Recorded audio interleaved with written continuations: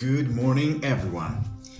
On this week's, we have Janus Klack-Matysen, a co-founder and CDO at Pixelz, an international company founded in 2011 that helps companies retouch images and photos at scale. Hi, Janus. Hello, and thank you for having me. For everyone sitting at home or go on their way to the gym, can you tell us a bit about the current scale at which you operate at Pixelz? Yeah, sure, I can do that. So like you said, we help companies retouch images and videos, and we do this for brands and studios all over the globe, mainly for e-commerce. We work with probably around 2,000 clients, something like that, on a global scale. And every day it always, in this world, it always depends a bit how much work we'll do every day. There's quite a lot of fluctuations in our workload, but every day we'll work with something like between 30,000 and maybe 40,000 images, and with peaks hitting maybe 60,000. So Day. yeah, a day, yeah. And most of our what we do will have to be retouched and returned to clients within 24 hours is today. That's actually the long ones. Most of our clients we have what's called next morning delivery. So if they send us images late in the afternoon, we'll have them back to them before they start working in the morning. Fantastic. And how many employees do you currently have to manage? Yeah, so we have, I would say, quite a small team outside of Asia. So if I start with that, we're probably around 50 people in Europe and in America. And then in Asia, we have two offices in Vietnam, one in Hanoi and one in Da Nang. And each of these locations have around 200 people. And then we also work with some partners in Cambodia and in Bangladesh. That's probably another 100 people or so. And I think we'll delve into a bit more detail about that in a little while, because I think for a lot of founders right now, it would be important to understand how the global kind of outsourcing works, because I think that's something that a lot of people hear, but not many people know about the actual experience of going through that, like what kind of decisions you have to make, what kind of complications you run through. Yeah. In general, what do you think it takes for a company, like taking from your example, to survive for 14 years and to continue developing? I think that's the biggest question on everyone's mind, because everybody knows about like the first two kind of years where you have to find the product market fit to kind of start scaling. But what does it take to go that far? Yeah. I think, first of all, the first few years, I think while you say we know about it, you are very right. That is like super, super crucial years. I think over the years, I've been a part of probably 10 different, maybe even 15 different startups as either just as one of the guys working there, but also as a co-founder in several. And I think those first years, it's definitely tough years, and it's also when you will find if you have product market fit or not. And of course, if you don't, you basically you shouldn't try to survive. I would say you should probably pivot or do something different, right? Because you need, of course, you need your product to fit with a part of the market. I think after that, once you start achieving that, I think there's definitely a lot of grit. You need to just keep at it. There'll be so many hassles that you have to go through over the years, and of course there'll be things that you kind of plan that and expect to happen, and then there'll be so many things that you don't even imagine that you have to figure out how to handle. So I think that there's definitely that you part of it is that you decide that this is something you want to do and you want to make it work, right? And then I think for me, and always the my biggest motivation ever, and what definitely drives me very much is people. It's also, I have to say, what really keeps me up at night. So it has both sides, but surrounding yourself with with people you want to be together with, you want to have these fights together with. I think that matters extremely, like crazy. Okay, you've mentioned the product market fit, and if the companies don't have that, it's definitely not worth going all in and hard. How how do companies identify when they do have the product market fit? Because everybody talks about this, but the exact moment when you're like, oh, we've got it, the product market fit. How do companies identify that? Oh, that's also a good question. I'm to a certain degree, I want to say there is definitely a moment where you start feeling, hey, now I got it. And that being said, I also think at the same time, you kind of need to also constantly be searching for it to a certain degree. But of course, you will at some point. What happened to us was basically we started the company. We very early on we actually started out as with an idea that it was like a small company we would be doing while we figured out what we wanted to do long term. Uh, Can you tell us about the small company vision that you've had at the start? yeah, I can, but it's also almost a little bit embarrassing because it more or less started. We so basically we had three co-founders, and we were all in the previous company that one of the founders, Thomas, he founded. And at some point, he wanted to leave that company and do something new, and he wanted to do something global. That was one of his main motivations. The other company was we were finding out that it was quite regional and not something that was easy to scale globally. And he wanted to try that. And then basically me and Thijs, who are the other two co-founders, we reached out to him and said, hey, we love working with you, so we want to continue working with you. And he said, okay, let's do that. And let's just do something because at that time, basically, he didn't have a job. So we needed something to pay a salary to him. And Thijs and me, we continued in the old company and then doing this in the weekends and so on. And the idea was basically how could we make a small business that could support us while we were figuring out what that big idea that we were going to aim at was going to be. And then the I think the moment when, and you could say, so for us, we probably, before we should even start finding product market fit, we should probably decide that that was what the problem we thought we could solve. And I don't think we really realized how big the problem was before we were lucky enough to have a super huge company reach out to us and start discussing with us about solving their retouching pains together with them. So basically, we had a sign up. I remember I think it was from a Hotmail or something like that.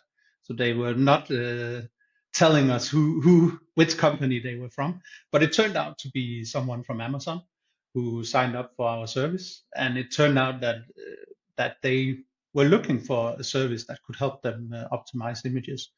They started what was called the Seller Central, I think, back then, and maybe it's still called that. So suddenly they were getting images and products from all over the world and all over different retailers and so on, and they were not controlling this themselves anymore.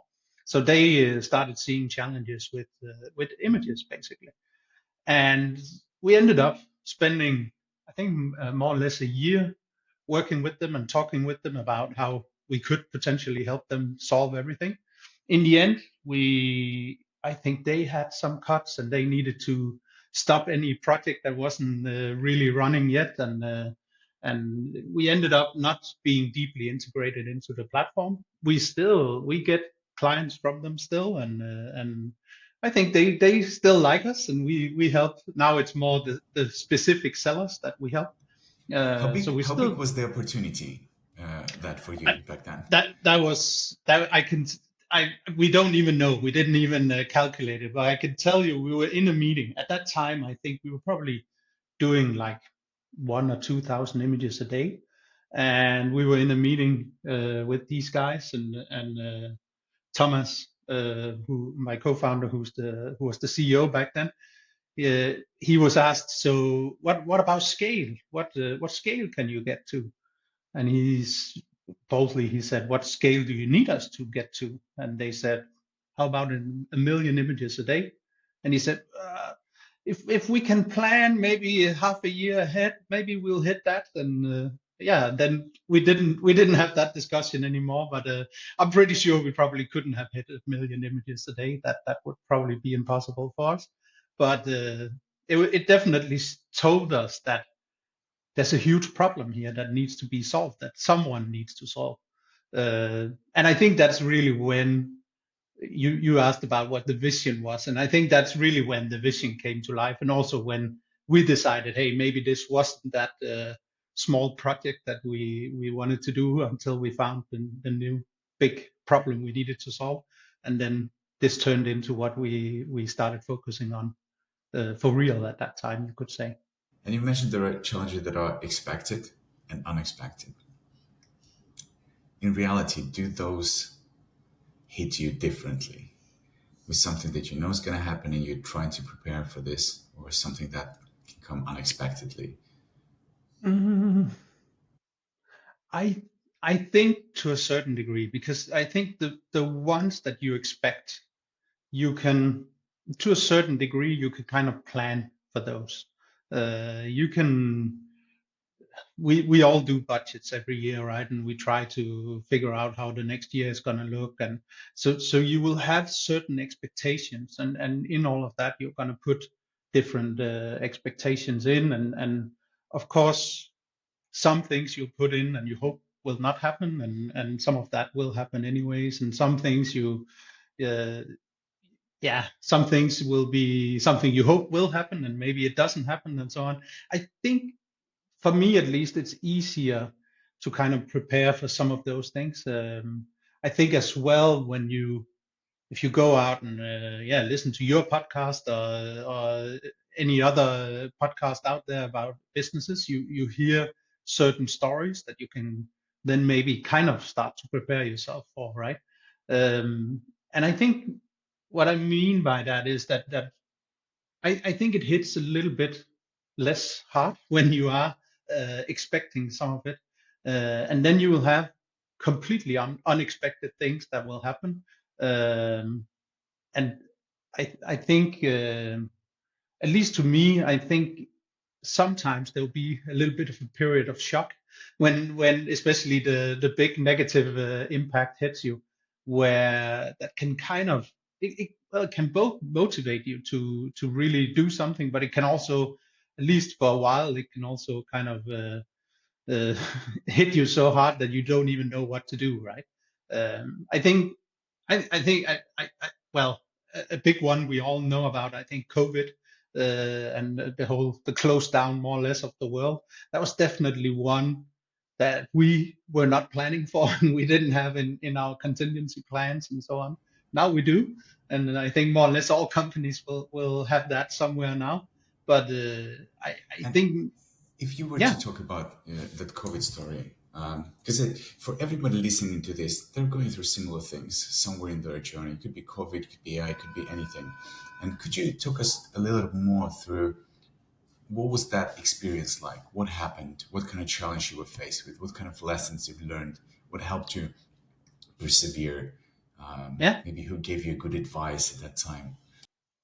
yeah, definitely. I think part of what also happens with crisis is often you don't get the full overview, right? And I think COVID was a perfect example of that.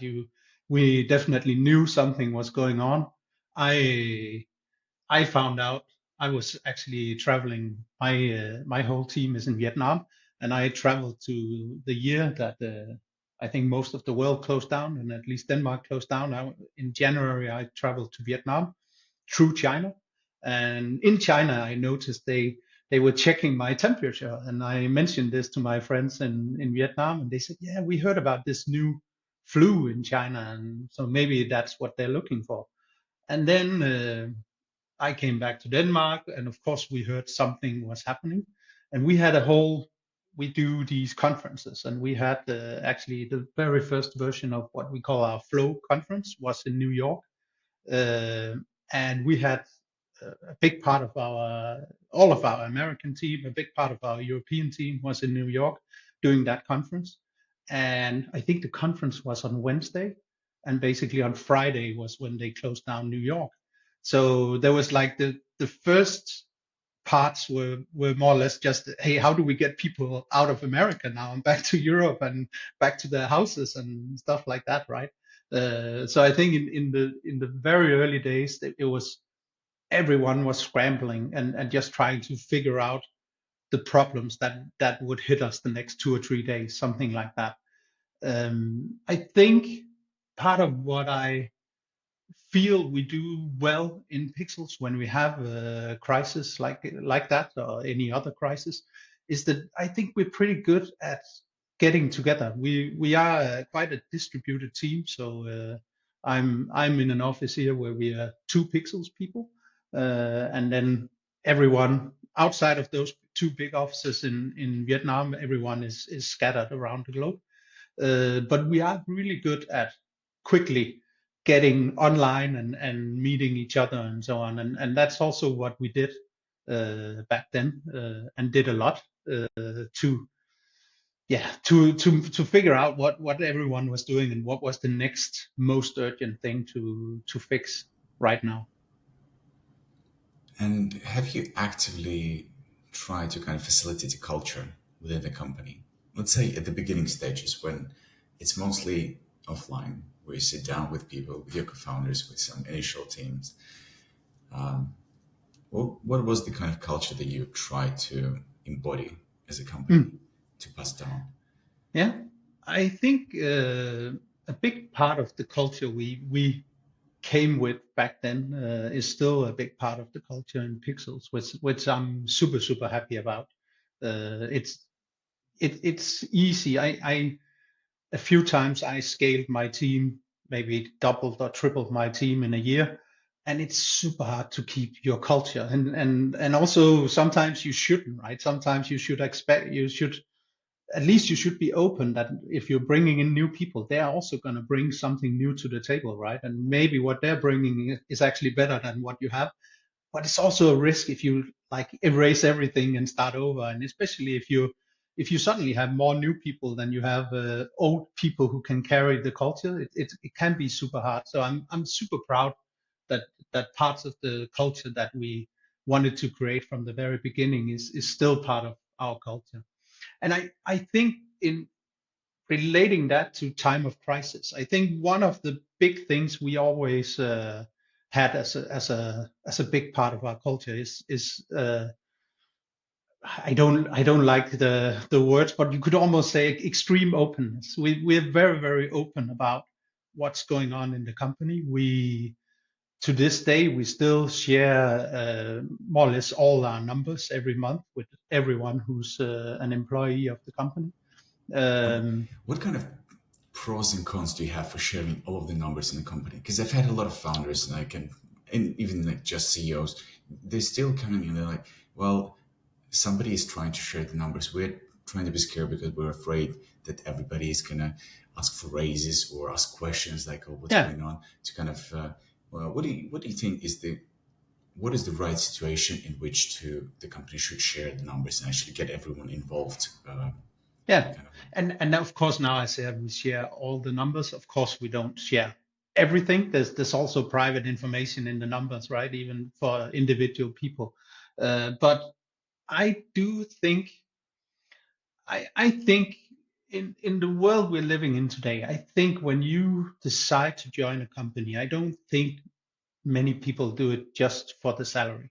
I think most people, maybe it's also, I guess it's a thing we can say at least in this part of the world where most people don't go to bed hungry and so on, right? But if we assume that's the people we're hiring, and it definitely is for Pixels, then people don't then they don't join Pixels just for the money. Uh, so I think they join as well because they believe in something we're trying to do. They believe in their future possibilities and stuff like that. And I think a way of proving that they can trust us and all of these things in that journey basically, and that they should join our company is by being very very open. um, I think you're also right that it also creates friction, right? And also create problems when we have to share that we're not performing. That's something we are sharing with people, and it's not. A lot of people will of course get nervous when they hear we're not performing. Maybe some people, it could also be with if maybe you don't agree with what someone is doing in another team or their strategy or whatever, and then of course that can put extra pressure on things when you see the numbers and you see, hey, why are you spending money on this thing when you should be spending it on this thing instead. So of course it also opens up for, you could say, certain discussions and so on. I think what how we are seeing it is that the benefits are far bigger than the negatives, and and then of course you need to be ready to have some of those discussions, and you need to be ready to also have the discussion if people should have a salary increase or not, right? It's I think on the other hand, it's I think you'll probably get in a lot of those discussions anyways, because uh, people want everyone wants as much salary as we can get, right? So we're going to have those discussions. I think in many ways it's probably easier for us because we are.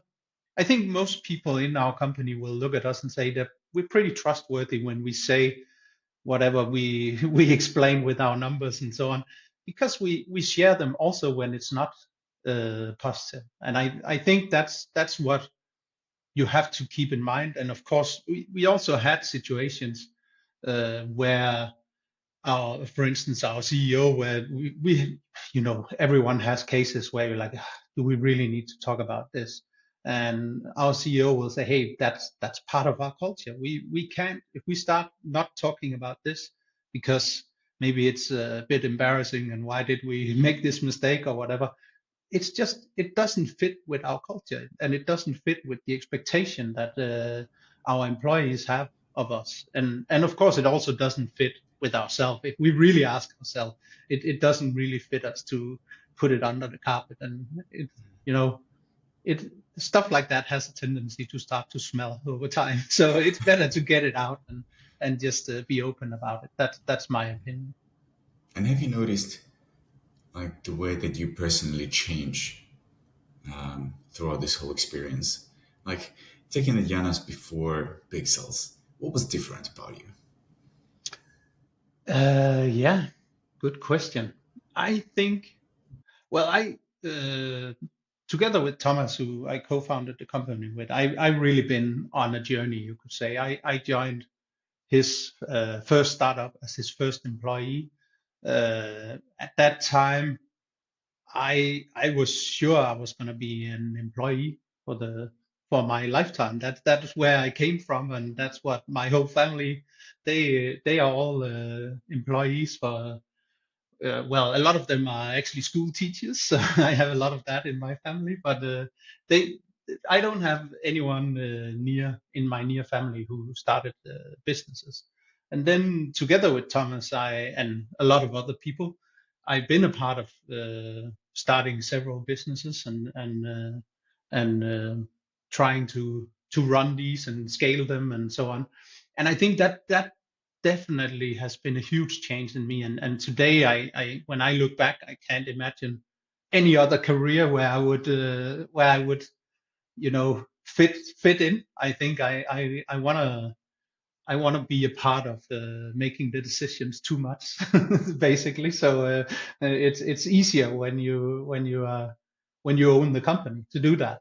Um, but I also think another thing when now it's also before Pixels, I didn't really think about myself as a leader. I think through the years of through my school years and through my studies and so on, I wouldn't call myself a leader. I was probably more. I think I always been very social. I always had a big group of friends and so on, but I wouldn't look at myself as one of the leaders. Now, when I look back, I can of course see that I think maybe it's mostly because my idea about how you are a leader was different than what reality is, and maybe the whole concept of being a leader also changed over the years somehow. Can you talk about that a bit? Because Yeah, right now, like leadership is a big topic, and most of us just think like, "Oh, you need a sword, and let's go, let's conquer yeah, and new that was territories." probably also my kind of mindset when I say I wasn't a leader, because I didn't like to do that. I'm I'm quite a social guy. I love having people around me. I love doing something together with people. I don't find a huge pleasure in Bossing people around. doing stuff alone. And Um, I'm so I really thrive on the social part. And then when I look back at it, and what I can see, and what I also think fits quite well with how I think modern leaders should think, I think being much more social, being much more focused on how can we unite a group of people towards a common goal. I think that's super important, and not so much who's in front. That's also not, it's not super important for me that I'm the one leading the battle. If I can see that I can somehow help unite these people so we can actually go into that battle, I love that much more. and can you elaborate on? You talk about being social, and I think a lot of people just mean, "Oh, you have to talk to a lot of people, have a lot of friends." But I think what you mean in the context of the company, it's not trying to be the boss that kind of hides in his office and just does all the work, but being social is about knowing the problems of the team, like Mhm. knowing people at different stages. Can you just talk more about what do you Yeah, specifically mean? yeah, but I think it's true what you're saying. It's definitely. I First of all, I find people interesting. I love hearing stories from people, and how they ended up being wherever they are now in their life and so on. I think that's one part of it. So I simply have a genuine interest in everyone I more or less everyone I meet, but definitely everyone I work with. And then I think that the same thing kind of goes when I work with clients. I'm also looking at that very much as a social thing, you could say somehow. So I really want to solve whatever problem they have, and I want to understand why they have that problem, why they built it like that, and so on. And I think that's I think that gives me, usually that gives me a deeper understanding of the real problem we need to solve. And at the same time, also working with a group of people that I in my world I will call them friends, because we end up being friends. And of course I know it's a different friendship, because ultimately I could end up having to fire some of them, and ultimately some of them could end up saying, hey, I don't want to work with you anymore. But I definitely go into it with kind of the same motivation and thoughts that I have in a friendship, and really try to understand the behind the scenes, you could say. And I think that helps me when I then need to maybe relay a message or explain what problem we need to solve, or set a team of the right people and so on.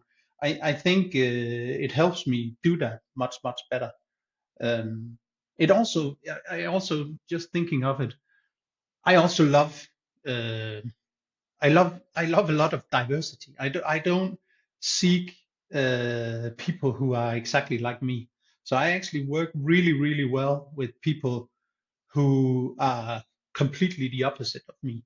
I think when I look at it, and it also goes for when I look at my group of friends, I love the groups where we are not all the same, where we have all these weird ideas coming out because suddenly someone is thinking completely different than the rest of the group. It just makes everything a lot more fun. So I think that's also, like, deep down, I think part of creating great teams is also about getting people to work together who are not at all the same, and who might even, you know, from the first view, you might think these two are going to have a huge conflict, right? And then if you get them to work together and understand and respect each other somehow for what their good sides are, and somehow find a way where they don't end in conflict, you just get so much out of it. But there's so much work. Like That's I, true. I have to go, and it's like a meeting after meeting, week after week, and you're like, come on, guys. Like they start the conflict, and then by the end of the meeting, they're like, okay, we can see, and you're trying to mediate it correctly. Kind of, there's a common vision. But then next meeting, the same, and you're like, oh, come on, just be friends already. It's true. It's true. It can be that can be tough. And I think actually now you asked me as well what has changed. I think I have become a little more. I think in the early days, I would really spend a lot of energy and time on those kind of conflicts. A lot of founders I talk to, and I've made the mistake myself 10 years ago. You know, when you start a company, you love people and you love bringing people together. You're like, okay, we're a family. And then after 5 years of people leaving, you having to fire somebody and find a new, that kind of the whole concept changes. Hmm. And can you talk us a little bit about your experience? Because I think a lot of like first time founders, especially in their like first year of building a company, they have that notion of I want to, we're a family here, Hmm. and how that can be detrimental to the actual like business outcomes. Yeah. And how for you that has changed personally as well when you had people leave or when you had to fire somebody. Yeah. Sure. Personally as well, I really don't like the family word. I also used it in the past, and I also thought exactly like that. But I think there is there's one huge thing about family right now. I also have children myself, and I think that's probably when you feel it the most, that there's 100% sure a very special bond to family, right? You can't. I'm not gonna give up my children no matter what. They're gonna be there. I'm gonna be there for them, even if they kill someone, I'm still gonna somehow try to help them through that. So of course, there's a difference between family and friends and business and so on. Um, I and that being said, a lot of some of the employees in Pixelz, they made a Facebook group that we are in, and where also a lot of the former employees are in, and it's called the Pixelz family. So I know we also have it in Pixelz, but whenever I get the chance, I always try to say, hey, remember this. I like the concept of thinking about as well a family that comes together and so on. But of course, we're not a family. Of course, we are someone who professionally get together. But that doesn't mean that we can't build friendly relationships, right? And it doesn't mean that we can't have real and also relationships that are deeper than just the professional level, right? It means we have to have the professional level, and that's also coming back to you mentioning those two who always ended up being in a huge argument every beginning of a meeting, right? At some point, it's actually okay to go to them and say as well, hey guys, there's a lower bar here where we need to be professional together, and maybe you two don't need to be best friends, but you need to respect each other's areas, and you need to communicate in a good way and so on, right? That's also okay to say. um, I'm very happy to say that I think even actually the people I had to fire over the years, most of them I still meet sometimes, and a lot of them I still have really good relationships with. And of course, I think that also comes back to that openness and being honest, right? That even when you have to let someone go, you need to be honest with them, and you need to tell them what's going on. And in a sense, you can say the easy one is just when the company is not performing it, sooner or later, someone is going to look at you and say, hey, now it's time. We need to cut down. And while it's not fun, of course, that's part of a job as a leader, right? Um, the harder ones, of course, are when something is not working out between you and or the company and an employee. That's a lot tougher, because of course, then you have to go in and be kind of personal, right? And tell people what's not working out. That being said, again, if you are open and honest, if you give people a real chance of deciding if they want to make improvements, if they want to, if it's something where they have to change some behavior, it's also up to the employee, right, to decide if they want to do that, and if not, it's kind of almost like an agreement you make. Okay, then let's part our ways, and that doesn't mean we couldn't go out and have a beer and discuss whatever, watch a football game or something, but it means we can't work together. And I think the big take for people who are leading teams right now would be to try to maybe think of a company as different to everything external. It's just something where part of your path kind of unites professionally, but it doesn't necessarily mean that you have to be like friends for life, no matter what. And like work has to be contingent, like has to be a big factor in that. It doesn't have to be. You can still No, stay friends, right? yeah, I think you're right.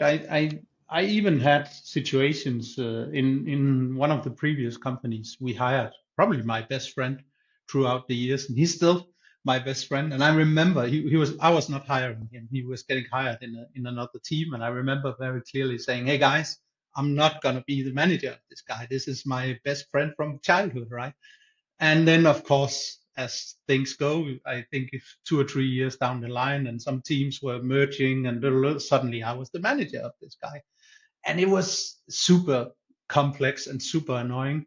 And we ended up having probably a year and a half where we didn't talk so much in our spare time. And I think he felt it was kind of hard having me as a manager, and it was also I also not something I strive to. And then he ended up moving to a different team, and I wasn't his manager anymore. And slowly we came back together, and again today we're best friends.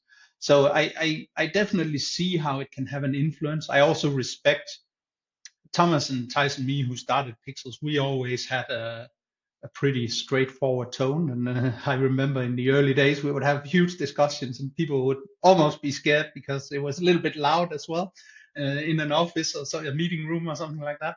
And then they would see us come out and go straight out and have a beer and just be happy, and and happy that we could share the differences as well with each other. So I think for me it's easy kind of to switch between the uh, the daily life and the off time and the professional part. I think For me it's easy. I think a very big secret that is rarely talked about is an ability to have a co-founding team that you can have a heated argument with Mm-hmm. and make it an important part of every day. Like if you don't agree, it's okay to have an argument. Like, and as long Yeah, as you can come out of that argument being like, okay, I'm glad we had it. We've managed to make a really good decision together, even though yes, maybe we could have handled it better, and to keep that relationship like as a good relationship. Because that's the same thing about communication within married couples, right? You mm-hmm. need to be able to handle conflict because it's going to arrive because you're two different human beings with different Yeah. thinking. And what would you advise to like founders who have co-founders right now in a partner, and Mm-hmm. which approach to take in terms of communicating with them when they're frustrated to make sure they don't keep everything inside, until it blows up one day? Again, I would say the openness is super important, right? And if let's say you're seeing a pattern that there's something here and then it ends up being a huge explosion, I would definitely bring that up as something and discuss how can we somehow open up for that valve a little bit earlier so it doesn't end up being an explosion but more come out gradually. Also because often you need that information to make good decisions, not like very late in the game. You need it as you move along, right? um, and then usually that would probably involve, if it is something you need to change, I think you need to push yourself into a new habit. And I think a way of doing that could be that, hey, should we agree that we have a weekly meeting where we will be airing these things for each other, and we have to during the maybe you even have to force yourself and say you have to come up with 3 things you want to mention in this meeting, for instance. That could be a way of doing it. And then I think again, very much back to the culture. If you actually start getting into that as a culture, as in a company, I see it today. My whole engineering team is in Hanoi, and in Vietnam, in Hanoi, there's a huge um, outsourcing scene. So there's a lot of companies doing outsourcing, and it's very clear for me that for a lot of these engineers, when they get hired in an outsourcing company, they are very far down the line of command. They will get a specification that's a done deal, and everything has already been discussed. Now it's just a matter of them putting in, I don't know, 100 hours, whatever was sold. Hopefully not 1 hour more, or at least not 10, and so on, because then the money goes out of the project and so on. And these engineers, they can be extremely good engineers, but extremely hard to work with, for me at least, and for our company. We have a hard time hiring these guys and getting them to work well in our company. And I think that's because we don't expect that everything we bring is perfect. We expect it to be full of mistakes, things we didn't think about. Sometimes it's things we should have thought about. Sometimes it's super technical things that we probably couldn't think about, but someone who's doing it can actually question it. And we build a culture where we expect to be questioned about these things. We expect to have discussions with our engineers about how is this going to solve that problem. I know this client, it's not going to help them. No, but okay, you need to hear about this client then, because it's going to help them. And we spend quite a lot of time internally discussing every feature we do before we actually do it. And if you come from a culture where you are expected to just do whatever the email says, just execute it, then it's a very hard culture to step into, and it's very hard to change your mind towards that. On the other hand, we're also seeing that we're getting people applying to work for us who has that kind of mindset. And in the job interviews, they will say, hey, well, I heard about that here. You're actually expected to do this stuff. You're actually expected to try to understand what's the real value we're providing for a client, and so on. And I think it's part So of communicating that culture earlier on during interviews and everything. Because we yes, have a very similar thing. Whenever we hire engineers, sometimes it can be an engineer from a huge company where they mm, expect just a specification, they do the thing, that's it, no communication with anyone. But we insist on you have to be a communicator first because yeah. it's a team kind of game and you have to be involved. It's not just you somewhere, just sitting behind the screen, let's say. Yeah, and I think this is also super interesting. I'm also communicating this to my team now in these days that, hey, when we're having these discussions, when we're spending all this time, we're actually doing what will have value in the future. When you're hitting the keyboard and typing in the code, I'm in doubt if that will have a huge value in the future. It's quite likely that an AI is going to be doing that for you. So, but all the discussions, all of that, maybe some of those discussions will even happen with an AI, right? But we need some critical thinkers who can have that discussion to come up with the right solution, because that's probably not going to be the first solution you come up with. So I think as well, I'm telling the guys, hey, remember when we are investing time in this as a company, it's to build better products. It's to make something that's better for everyone, right? But you are also investing as a person, right? Whenever you do a job, you're investing your time and hopefully building something that's even bigger than just the salary you get. And part of that is actually that you're investing when you're taking part in these discussions. You're investing in how a future engineer needs to be, and I think that's I think this culture will also win in an AI era. When you say your main motivation in life was people, what exactly do you mean? Is it having nice people around? Is it having a an opportunity to change people's lives and affect them? Hmm. It's probably a big combination, but definitely I kind of like I really like I get energy from working with people. I love to think about all, you know, it gives me so much to think about all the good friends I have, and a lot of those come from the businesses I've been involved in, um, and I yeah, but of course it's also a huge motivation for me to be a part of changing. Uh, it sounds so big to say changing someone's life. I think, of course, sometimes we are right. Sometimes I think there's been people in my career who changed my life with their input and their feedback and so on. So obviously, sometimes we are changing people's lives, right? But it's wonderful to see we have this Pixelz Pulse that goes out every quarter, for instance. At one point, it was a physical magazine. It's not anymore, but in that we have sections of co-workers who got married. So where both of the people were working in Pixelz, right? And it's like, whoa, we have people getting married in Pixelz. We have yeah, whenever people have children and so on, there's a section about these things, and it makes me super happy. Um, and of course, the same goes when I look at clients, right? When I can see that the product can really make a difference for them in their daily work, in their and I as well. I actually count several of the clients I had over the years also as some of my in that friend bucket that I will still call now and then and still hang out with and so on. And I just love that when you can make a positive impact on people, and of course likewise, right? They are also making a huge impact on me.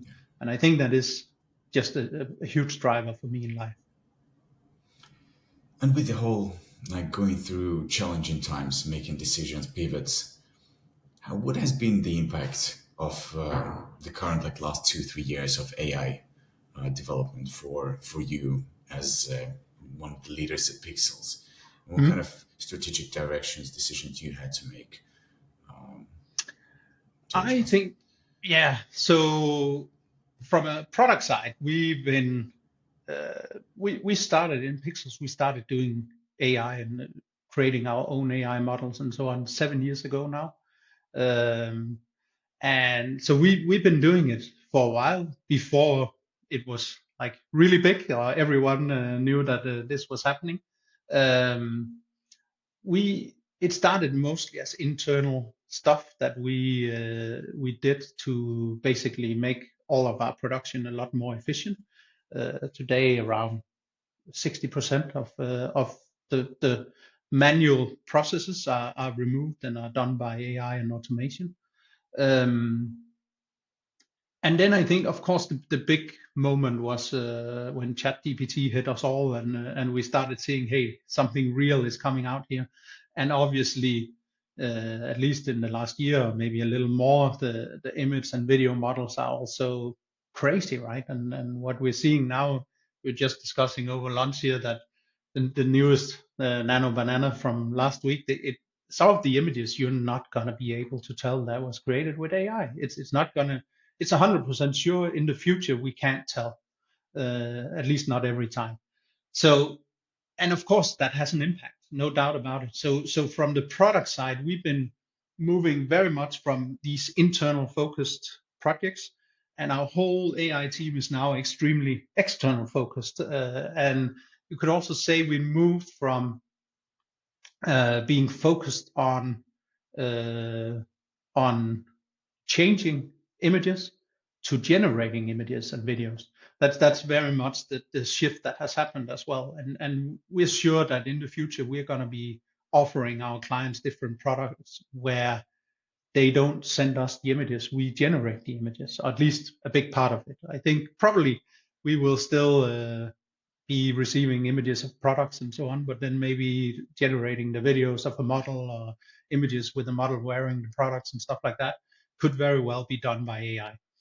I don't think it's going to be for everyone. I think at least I'm not talking 50 years into the future now. I wouldn't want to do that, and probably not even five. That's hard at the moment, right? But I think at least for a foreseeable future, I think we will see some areas where it makes a lot of sense to use these products, and then some where it absolutely does not. I also think we'll be seeing brands who will embrace this and really go deep on this, and do campaigns on the moon or underwater, whatever stuff where no one is going to be in doubt that, hey, of course this is not something they went out and shot, right? And then you will have others who probably, I think I already heard about the first few brands who are committed to, we are not going to be using AI at all. You're going to have those different sides, right, at the same time. And I think we hope to cater to both of them. We think we can provide something great to both of them. So definitely a huge focus from our side. And then, of course, you could say in the even longer term, I definitely think we, I think we just had another flow event in London, and I wasn't there, but I got a few spoilers from some of the headlines. And there was one of the speakers there was from a Spanish brand called Mango, and they've been on the forefront of creating AI campaigns and so on. And it's super interesting to hear him. First of all, I think he was calling it augmented imagination. And that was what that was how he used the AI. So kind of saying, hey, it's helping our imagination come out. It's not artificial intelligence for his team. And then another interesting thing was he was saying they're not doing it to save cost. They actually, those campaigns were more expensive to make for them than the ones where they shot on models. They're doing it to create better content and more interesting content for their users. So I think that will also be part of it. That being said, there's also, I talked to 100 clients who wants to do it because they want to save costs. So that's also going to be part of it. So I think our business is definitely going to change over the years. I still think creativity is super important. I think somehow that was also not the plan when we at some point we had huge challenges with producing, because we were at some point we were more than 900 people in the company, and just training everyone, and at that point everyone was doing a full image from start to end and only working for one client usually. So we had a lot of small teams, and we many years ago we changed this completely and built a completely new way of producing, where we split everything into smaller steps, and all our retouchers are now trained on these skills instead of single clients. And first, when we started doing AI, it turned out that this splitting made it possible for us to start making AI that could work on just a small part of an image. And we knew we couldn't make something that could work on everything. Well, it would make mistakes. And I think in many ways this is still true today. Definitely the AIs make a lot less mistakes, but it's still, for most of our clients, it's not perfect. It will change stuff, and if you are selling something online and you suddenly start selling it with pictures that don't match what you're selling, that's a huge problem. So somehow in that process of redoing how we produce, we ended up building this hybrid system where we combine AI and humans. And in the beginning, it was just to be more efficient. Now I'm more and more starting to think, hey, this is actually probably a core of our product, that we can combine these AIs with the human skills, and thereby we can make something that's better than what you can do with AI alone. And it's actually an interesting topic to discuss, because with current view on AI with a lot of people that I talk to, especially over the last 2 years, especially after new things come out. They're like, Mm. AI is gonna change everything. Like we're not gonna need humans. AI is gonna be everywhere, and they've created this huge bubble in terms of like what the future is gonna look like. Whereas in Mm. reality, there is a lot of hybrid models. But there are a lot of models where AI doesn't fit at all, and they're just completely abandoning it because it doesn't provide Yeah. any efficiencies. Yes, if you currently look at the current state of things in the world, we have a lot of people who look at new AI tools that are coming out and are like, okay, AI is going to change the world. We're not going to need humans anymore. They're going to do the thinking, the making, and everything. And if you look at real world implications, sometimes you have hybrid systems being used where it's like 40, 50% AI augmented. Other times you find systems that are like the AI doesn't fit into at all. What is your take on whole kind of we are in the AI bubble world at the moment? Yeah. Um, I kind of switch a bit back and forth, and I think most people do, right? So sometimes you see something that's so amazing that you're like, oh my God, they're right. We need this basic human salary, and then the AIs are gonna work, and we don't have to do anything anymore. And I think we've all and been there. yeah, yeah, and to some degree, that's also a scary thought, right? I'm not sure how well adjusted humans will be for that, but let's see if that happens.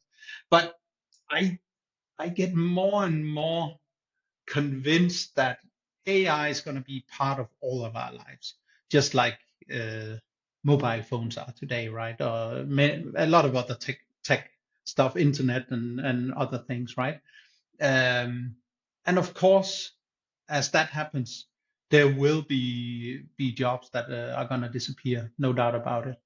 Um, but I also feel I'm also pretty sure a lot of this is gonna go into us doing more. So I think if we, my wife is a doctor, and she's in the in English I'm not sure what it's called, but let's say X-ray specialty, and she tells me sometimes about how back in the days, you know, shooting an X-ray was it was something that took a lot of time, and you need to process it and put it up on that screen with the light in the back and so on. And you didn't do it just to check something quick, right? And back in those days, there was also talk about AI because they also started looking at this many years ago, and she was told, I think 20 years ago, 15 years ago, that probably there was not going to be a need of any X-ray doctors in 5 6 years, right?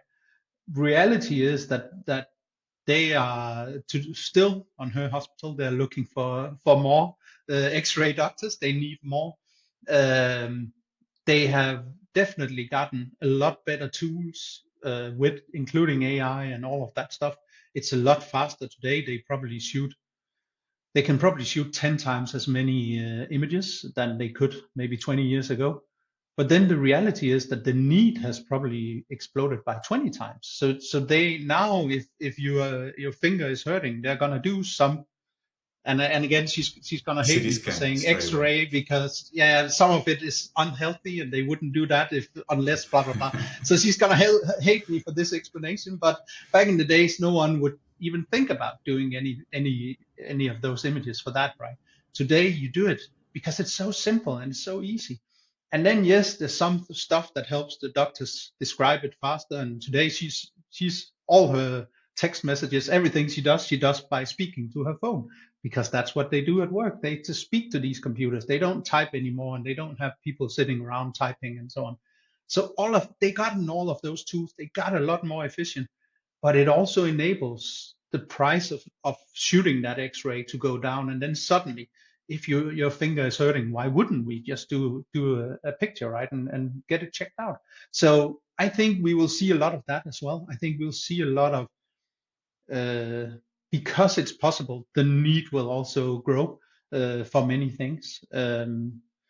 Yeah, so I think I'm not so scared about it. I think as well when I many years ago back in the 90s when I was studying computer sciences, I was a lot of the learnings.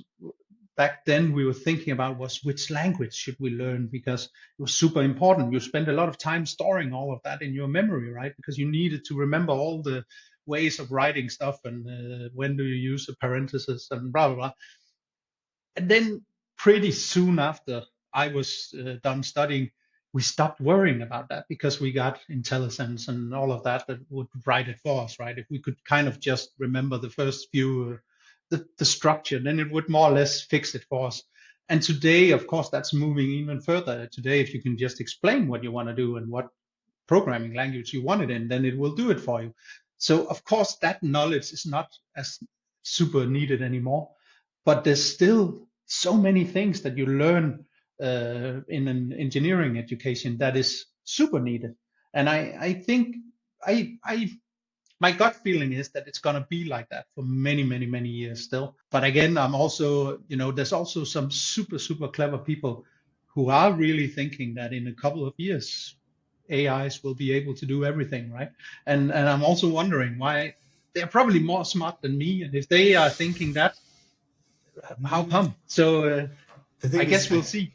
from what I hear is these people, when they give interviews on podcasts, they talk about getting into those rooms with all of other like nice people, and they're like, they're just usual people. Yeah. So the more I hear about that, yeah, obviously, probably their IQ and EQ is probably a bit higher in some levels, but nobody can predict the future. I think that's what Warren Buffett says. He only has to make one good decision a year. So nobody knows exactly what's going to happen and how it's going to play out. Everybody's making bets, just Yeah. playing a casino, what it seems. And as a CDO and engineer at heart, what is your take on using AI coding assistants and how they're affecting like engineering, and how kind of you look at your engineers within the company, and do you enforce like everyone has to, like Sonnet 4.5 came out, everybody get on it? What's your take? I think now if your listeners listen to the whole interview so far, I think they will know that I wouldn't enforce something like that. I'm not very much for the AI manifestos and hey, if you don't do this, you're out and we can't use you and so on. I don't think that's the way to play out. And I think some of the research that's coming out now is also showing that at least some teams are actually now shipping less code right after implementing stuff like that. But I also have to say I did send out a message to all my developers about a year ago. I did talk a month ago. We had our developer summit, and a lot of my talk was about this specific topic. But I'm more like a motivational guy and trying to get everyone to have a discussion with me about this. And definitely in that, I'll also push them a bit and make sure we have budget to buy some of these tools and stuff like that. And I think luckily enough, they are also super interested in this, just like I am. And I'm also doing some of the I'm not. I'm also not super happy with the vibe coding name, but I'm also doing some vibe coding in my spare time and making some fun small applications and just keeping on top of that. I think what we are seeing is that with the right use cases and the right, and that also fits into not kind of pressuring it onto people. If we can, engineers are just as motivated as everyone else to get rid of all that boring stuff that we have to do every day, right? So if we can get these to actually work for us and do a lot of that boring stuff, so we can focus on the interesting stuff, that's an easy sell, to be honest. I think the problem is that sometimes when you let the AIs do the boring stuff, it ends up creating so much more boring stuff for you that you get demotivated, right? And part of my speech for them has been, hey, I know this happens. I've seen it myself, and we need to not be caught in that trap of doing it just because it's AI and now everyone has to do AI. But on the other hand, we also need experience now because it's improving every week, every month, right? There's a new version coming out. and we can see those improvements. And if we wait 2 years and then start using it, all the learnings that you could have had in the last 2 years, you lost those, right? So I definitely motivated very much, and we are using these tools quite a lot, and are also seeing improvements from it. And we're also seeing areas where we're like, let's not even try. And do you have any final advice for founders who are just starting, the founders who are thinking to start, or those that are kind of looking at the whole like future of AI and trying to find their own like place, how to adjust? What kind of advice would you give them? Oh, that's a big one. My son is more and more, he's 16 years old, and he's more and more starting to look down a track where he might want to start his own business at some point. We haven't come to the point where he's asking me advice yet, but I hope maybe someday that will come, or maybe he'll do his own learnings.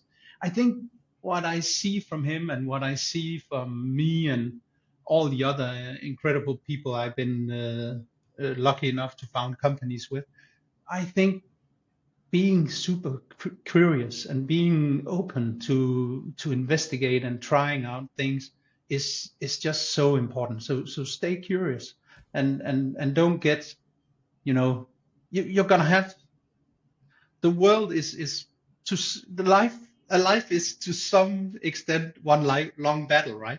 So make sure you have fun battles that is fun to be a part of. Then you're also going to be a part of some of them that are not, but then you can handle those, right? So I think that's probably it. And I think in hindsight, I'm so happy that I made startups and founding companies my career, because it's just super fun. Well, thank you so much for taking your time to share your story with us. And probably a lot of founders who've been listening to this now have a better perspective on how to handle their own interpersonal relationships within the companies, their own like view for AI world, and how to challenge the next day.